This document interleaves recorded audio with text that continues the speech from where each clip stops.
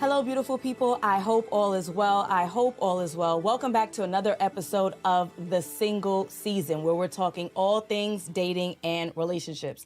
I am so excited to have two of my favorite people in the podcast space. We have Tyshawn and Ryan from Hardly Initiated, and we're going to be having some really tough conversations about single Black women, especially the successful ones, and why dating sometimes seemingly is difficult for them. So I just want to turn my attention to these wonderful gentlemen. Thank you, Ty and Ryan, for being on the show. And I want to give you guys an opportunity to introduce yourself. So, Ty? Just had tough conversations when we came here. I was like, wow. I'm telling you. I'm telling you. Yes, well, Tyshawn Jackson. I am the host of the Hardly Initiated podcast, co-host. Me and Ryan here both. And excited to be here today. Good. Ryan? Ryan Catchings, co-host of Hardly Initiated. I'm not sure if I'm excited or what, but yeah. I'm happy to see y'all, and I'm happy to get to Likewise. it. Right. So you guys have a super successful show talking about dating and relationships. You interview dozens of people so far, and I want to share some of the statistics that we find around successful Black women and get some insight from you two. So number one, Black women are more likely to be married, were more likely to be married than white women until 1970. And currently, we have 27% of Black women being the head of their households versus other races. So let's start about marriage. Marriage in the Black community.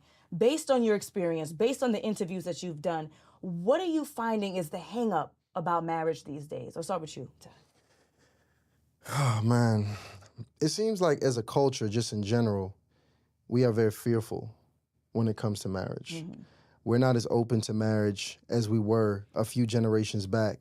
It's a lot of hesitation around that, and for a lot of reasons. You know, the fellas are feeling like, you're looking at divorce statistics, they're like, these women are running away from the marriage.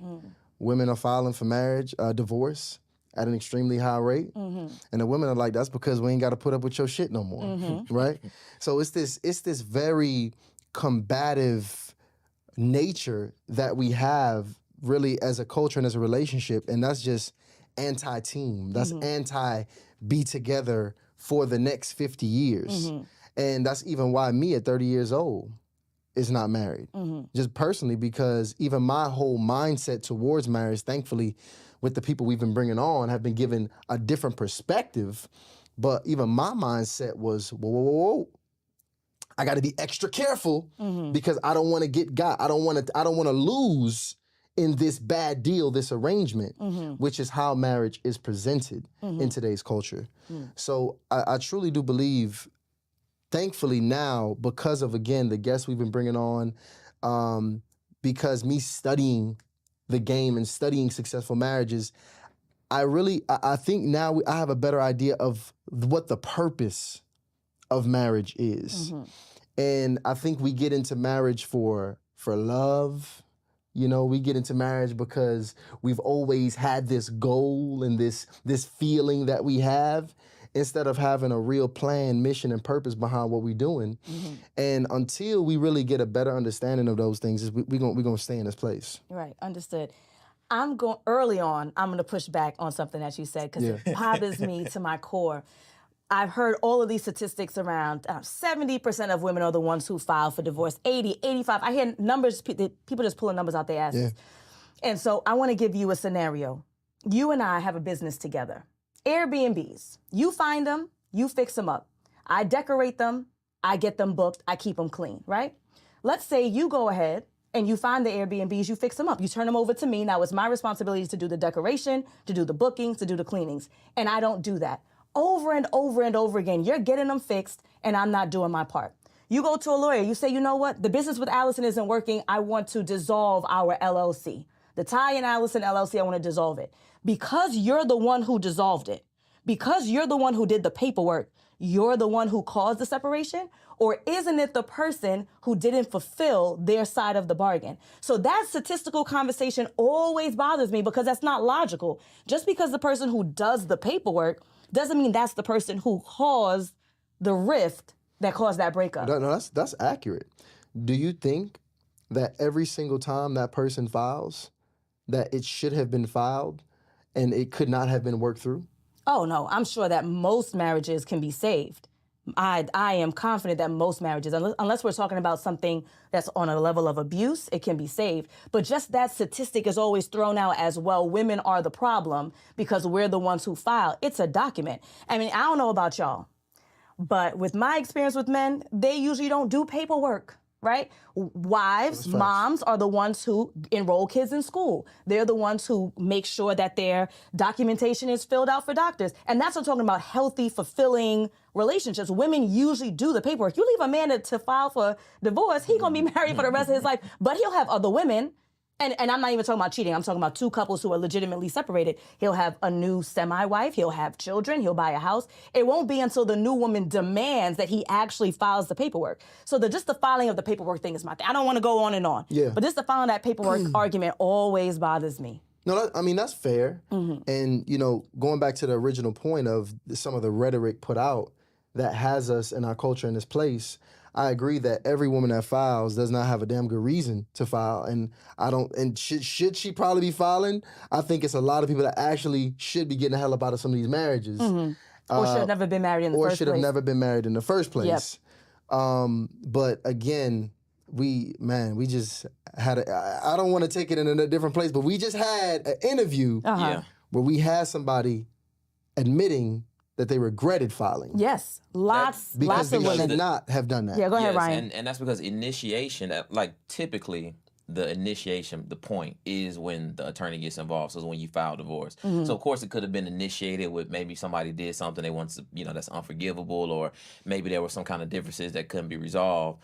But the thing is, when a woman or just a person goes to now bring an attorney, a third party into the situation, the relationship is just, at that point, the whole thing is over. Right. So I think I guess the rhetoric is around like a level of impulsiveness or emotional actions that's being taken rather than going to a therapist or going to Mom Dukes who can help out, or the gentleman, generally speaking, and I'm not even, and I don't have the actual numbers, and I'm never that type, but statistically, I am confident that more women are in therapy than men.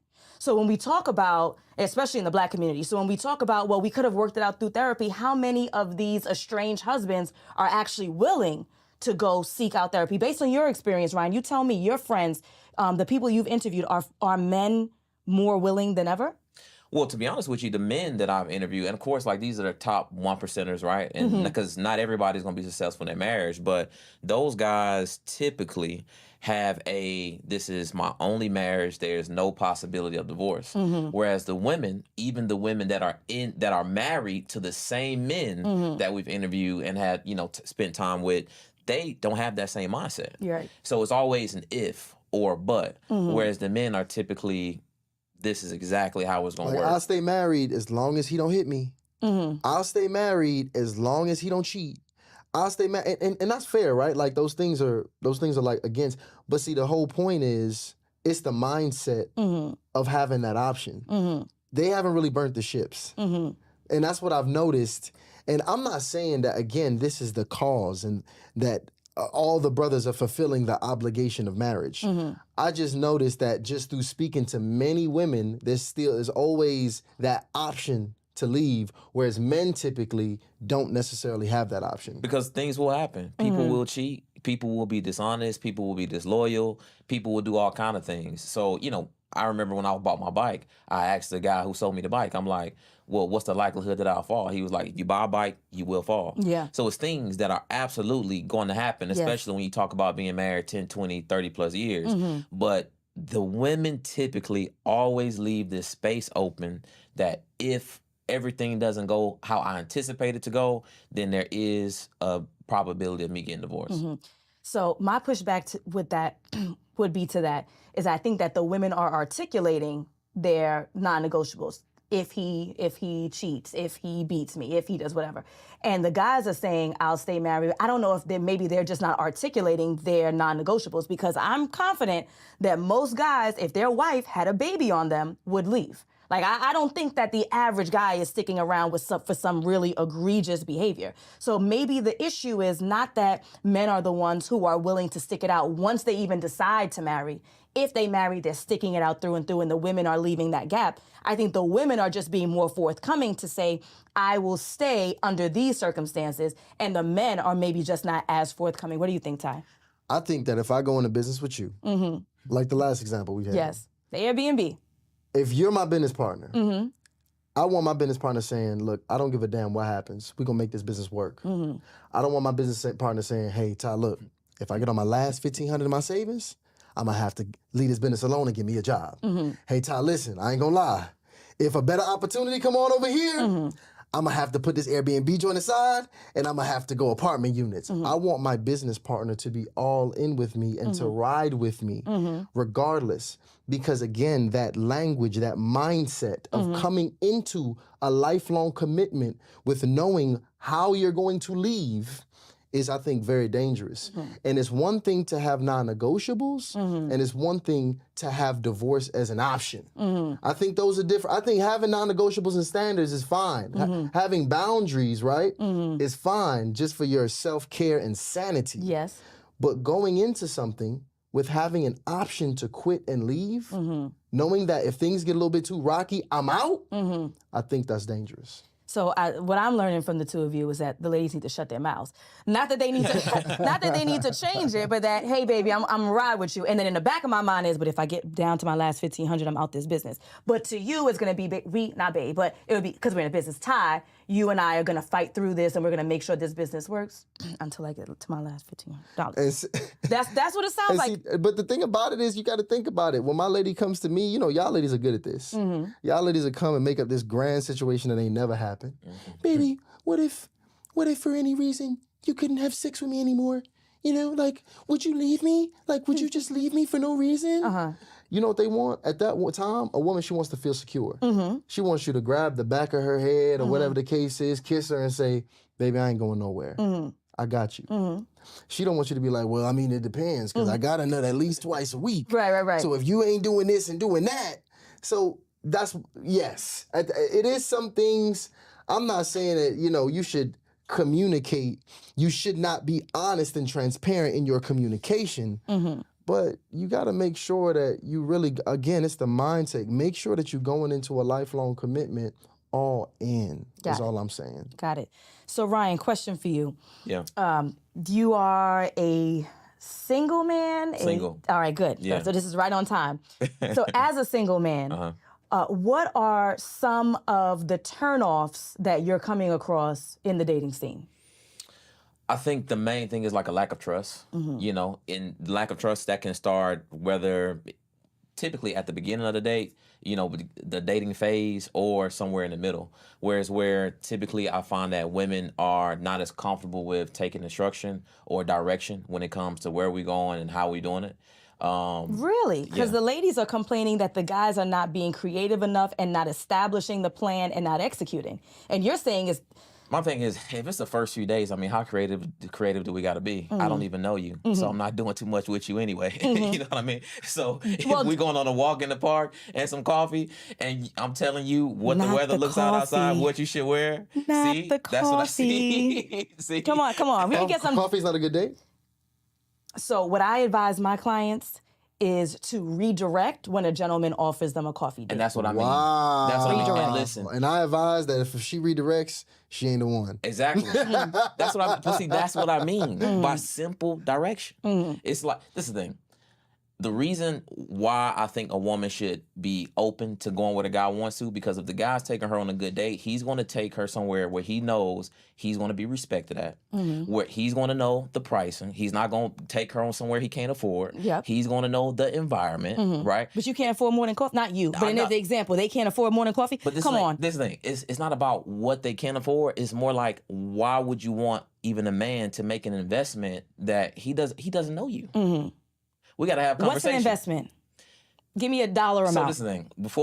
Before I take you out on a, you know, let's say $150 dinner date with some drinks and some apps, I'm going to have to at least know I'm very interested in you. At least. And sometimes that could take 1 or 2 days.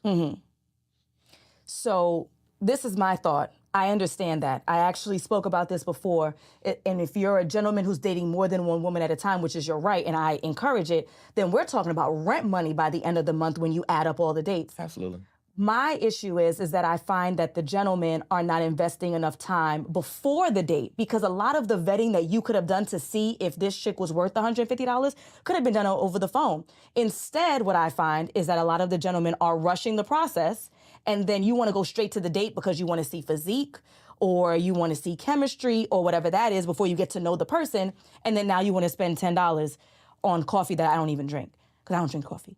Yeah. So how about we encourage people to spend more time getting to know each other before they even physically go out? That way, I mean, it's free. We got unlimited cell phone minutes, texting. Why don't we do that instead of saying, I'm going to send you a place or send you to a place or advise you go to a place that you don't even drink the contents of what they sell, just so I can see if this person's worthy enough to graduate to the 150 date. And see, that's the thing. It's the mindset, right? I'm not taking you to coffee so you can enjoy the beverage. I'm taking you to coffee so you can enjoy me. Just me. Not the 5-star dinner, not the great service at the 5-star restaurant, not the cocktails, but me. The more things that I bring into play, the less of me you actually get. So if you want to actually get to know somebody, I think a coffee shop or a walk is one of the best places. And I'm not saying that you don't implement the 20-minute FaceTime or the 15, 20-minute phone call prior. What I'm saying is if a guy is saying, hey, I want to make sure that not only do you get an opportunity to get to know me and I get to know you, I want to make sure it's an environment where I can make sure you're absolutely safe and secure. And a lot of times that's going to be right up the street at the coffee shop. Now, this is the thing. I'm not trying to spend 3 hours with you at the coffee shop. Yeah. Right? It's also a way for you to get in and get out if it's an inappropriate match. Absolutely. And if we're having a great time, an exceptional time, then it's going to go to an hour. And if we really, really having a great time, then I'm going to invite you to take you somewhere else. And then that somewhere else, we may spend 50, 60, $100 to kind of depend on the situation. But to begin with, it's like, it's no pressure. I'm taking it easy. I'm dating multiple women typically. So I'm not going to over-invest in somebody I just don't know. Absolutely, and I agree with that. My last point on this before I switch it back to Ty is that I'm not against cheap dates. I'm against coffee dates because it literally required no thinking or effort. So I would prefer, I'd take a gelato date over the coffee dates because there's at least a little bit more culture behind, a little bit more effort. Let's go down to the park. Let's take a walk along the lake, like some kind of effort. And I think that's what a lot of the ladies are concerned about. It's not necessarily that the coffee costs $10. I would take a more creative $5 date than just the lack of effort. So that's, to me, the real issue with the coffee stuff. That makes sense. I mean, the coffee is going to include a walk, a brisk walk. It's going to include some good conversation. The coffee's you read the right guy. The coffee's an experience. Yeah, right. That's the thing. It's a whole shabazz.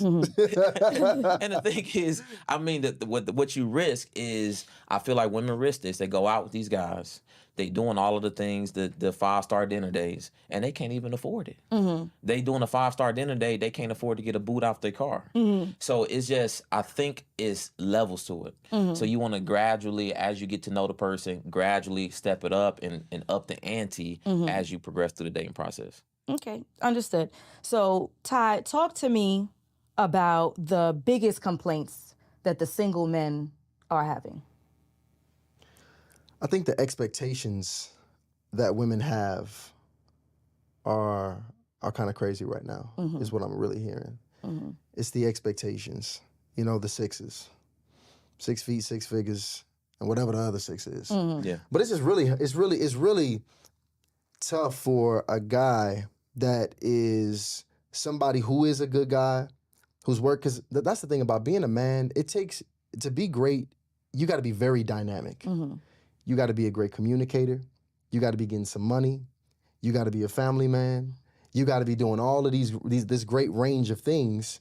And when you meeting this brother and you put on, like, you in your mind have created who you expect him to be based upon, in general, things that are not even real or true, what ends up happening is you're not even able to, this brother does not exist, essentially.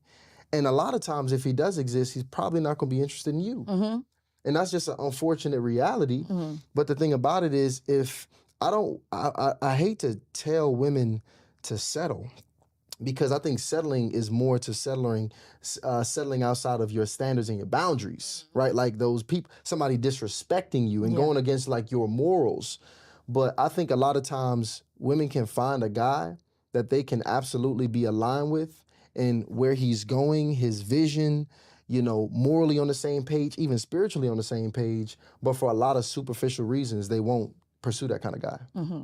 So the expectations, I'm seeing them online, right? There's a woman who went viral recently. She refused to go to the Cheesecake Factory on a date. There's a woman who was eating all these oysters or some kind of ridiculous thing like that. Seen that one. But is that reality, right? I think sometimes we are inundated with all this messaging from social media and thinking this is how all of the millions of Black men and women who are single in America are functioning. Is this reality? So, Ryan, are you hearing your friends talking about unrealistic expectations, like real human beings that you know, not behind a viral video clip? No, yes, absolutely. Unrealistic expectations, women who do a lot of talking, not a lot of listening. I think that's a big thing. Just like women literally talking too much. And just not being open to taking instruction or direction. And the expectations, I mean, it's really a thing. I mean, the thing is, the amount of men that I actually know that are interested in seriously dating and wanting a long-term relationship is quite a bit. But they just not finding women who they deem as qualified. Okay. And what the women are doing is the expectations, right? But it's the evaluation process.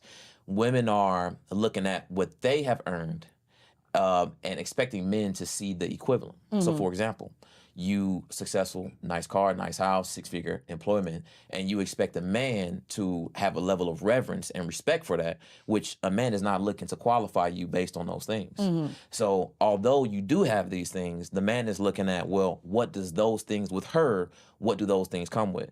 Probably comes with somebody who is overworked, probably comes with somebody who prioritizes work versus prioritizing themselves, probably comes with somebody who is open to taking instruction from everybody except for the man that they're actually interested in. So I think that a lot of successful guys especially look at those things and they just, at this point, are just like, I'm not sure what exactly to do. So Ty, you mentioned something about, unfortunately, sometimes the men that women are interested in, right? The 6'6", whatever that looks like, they don't have access to. Do you think that there's some truth in that for men as well? That many times men are chasing after women who are beyond their lane, like a woman with a particular physique, a woman who earns X amount of dollars. We wouldn't be concerned about what does a six-figure woman or how does a six-figure woman function.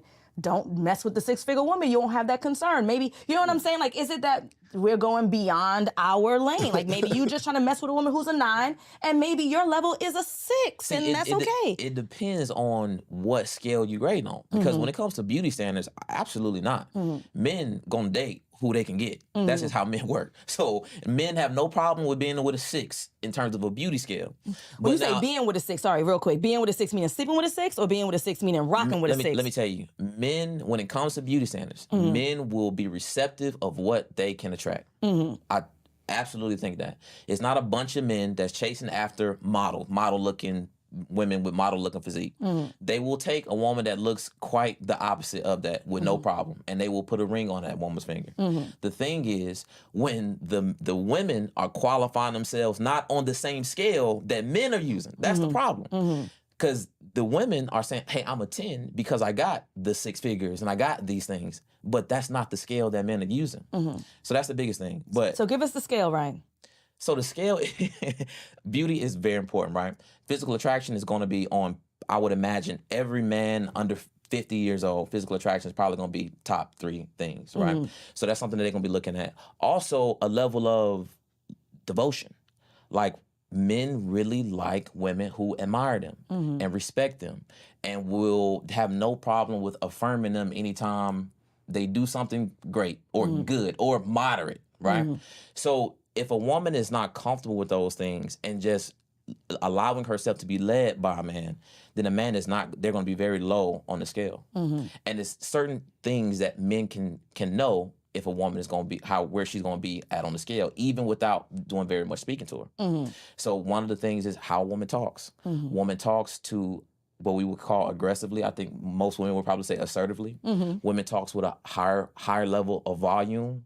A woman who is typically wanting to lead the group, like she wants to walk in front, she wants to direct everybody.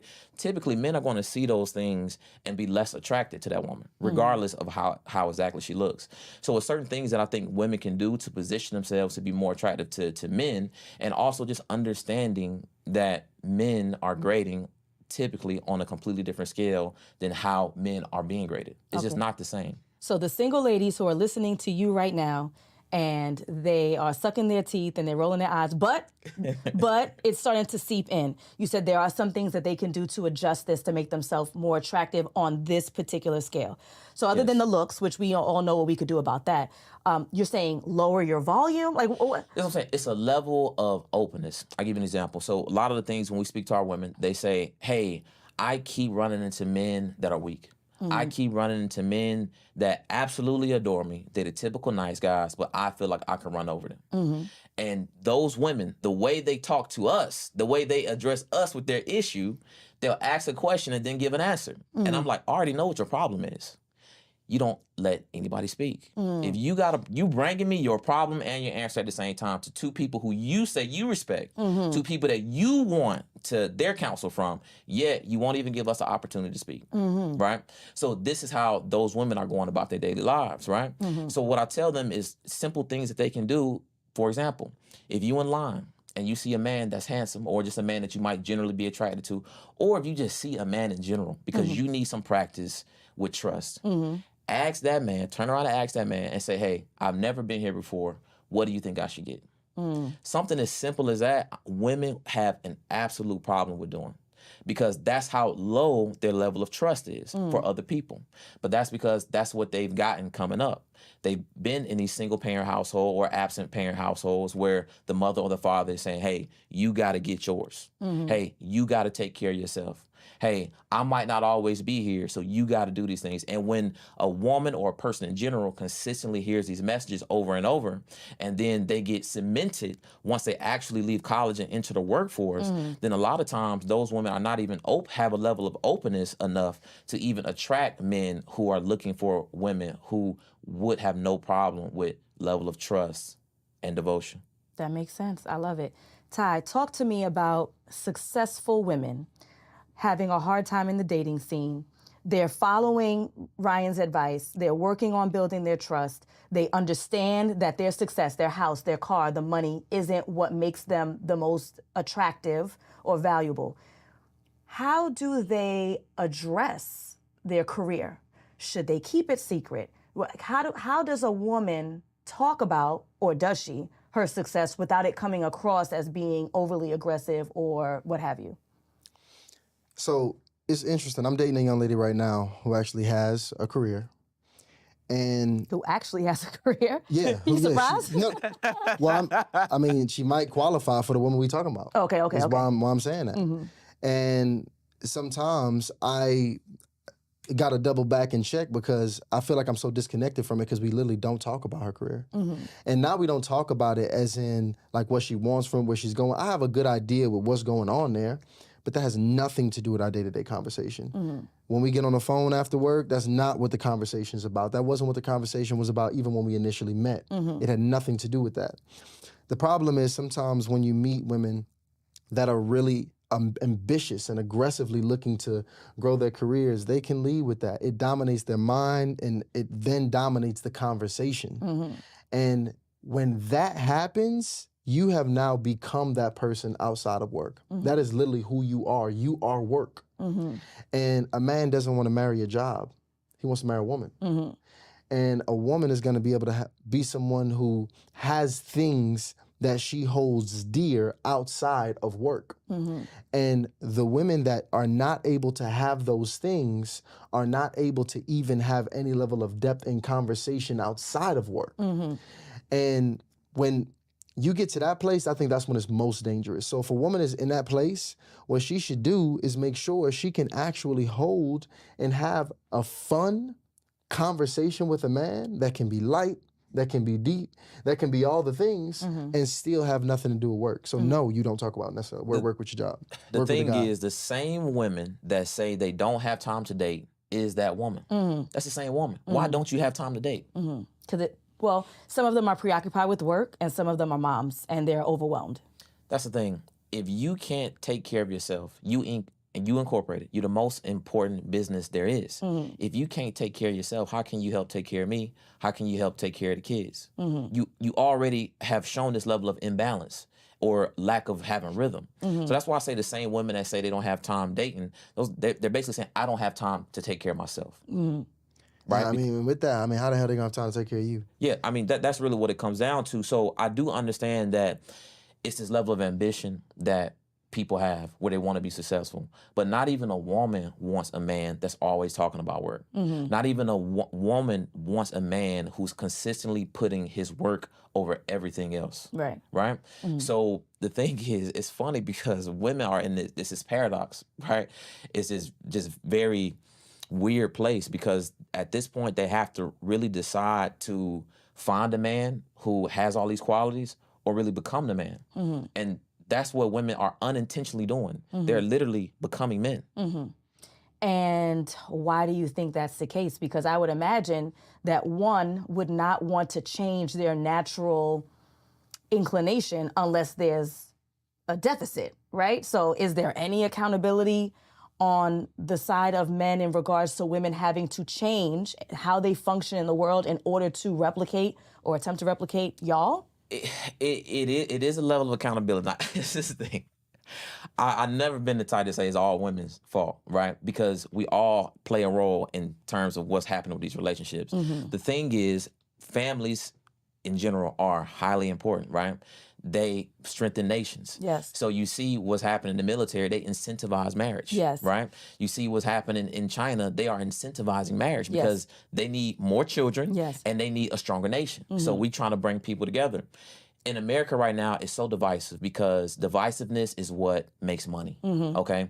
Divisiveness is what fuels social media. Yes. So right now, marriage is not something that's promoted or incentivized, but we just as a group have to look past that. Yes. So I'm not blaming women for the situation that men have also equally contributed to. Okay. What I'm saying is men got to do their work and women on the opposite end also have to do their work. And it's unfortunate that we are in this situation, but I tell everybody, I'm like, I ask some of the women that I work with because they grinding, they doing their thing. I'm like, yo, how much money do you want?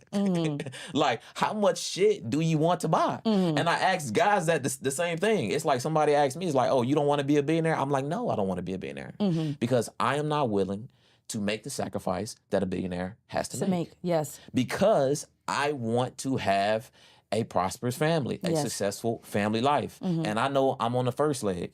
So maybe the second and the third leg, they can get the Ketchens family to $1 billion, right? So it's the same thing I ask women. It's like, yo, you already making 150.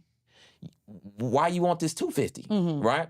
What else do you want to buy? What else do you want? What are you leaving behind to get to that next level? That's a good point. The thing. That's really what it's all about. It's not about a hate for women and how much money they're getting or a hate for ambition, because the Proverbs 31 woman, she was an industrious woman. She was an ambitious woman.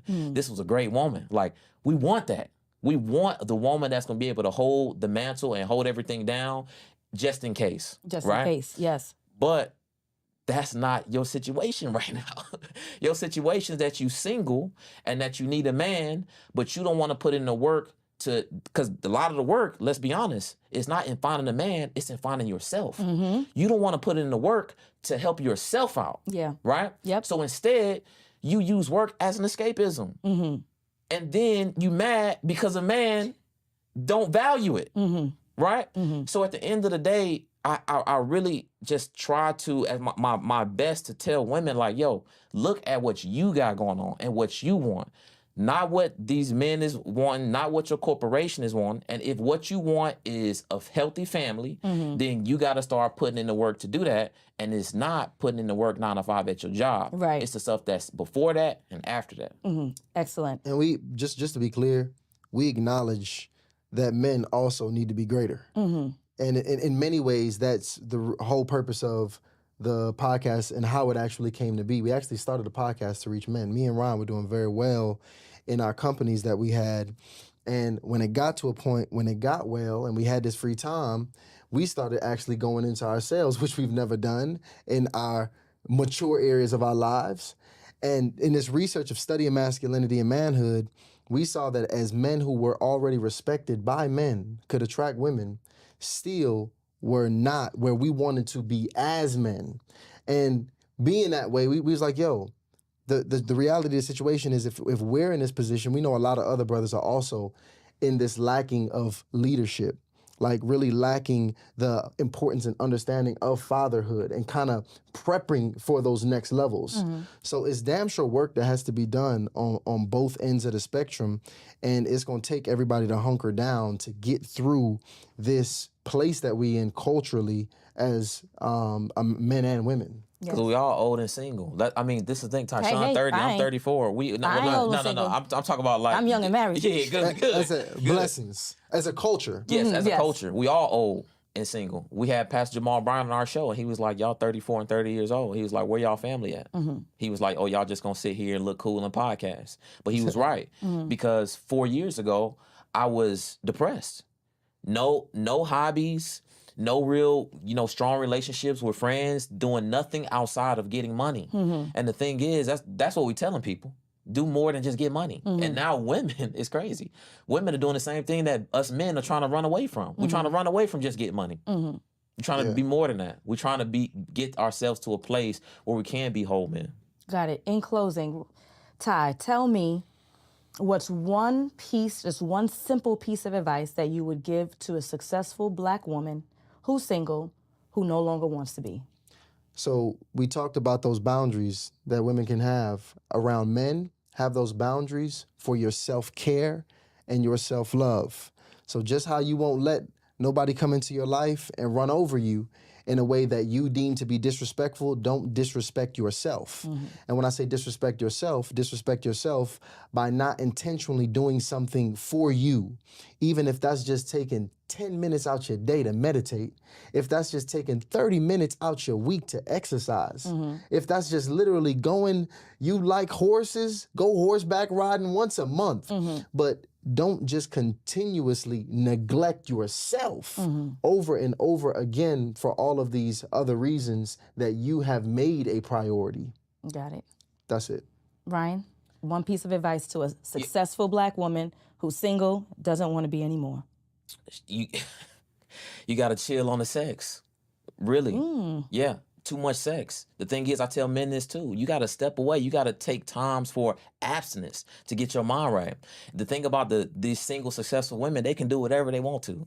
They're going to be around successful men. If they want to go out and have a good time and get crazy drunk and have as much, that's the thing. They have the freedom to do whatever they want to without consequence. Or that's what it seems like. But there is heavy consequence. When a woman is out leading with her heart or a man is out leading with his tool, his penis, right? The consequence. I know what you meant. Okay, good. Good. Okay. But my point is, when you out there distracting yourself with lust, what happens is you lose out on ample opportunity to actually do what's best for you and improve yourself, your mental and whole health. So I think just simply cutting out sex and taking time, whether it's 6 months of abstinence or a year of abstinence, to actually improve yourself can do women and men in general a lot of help.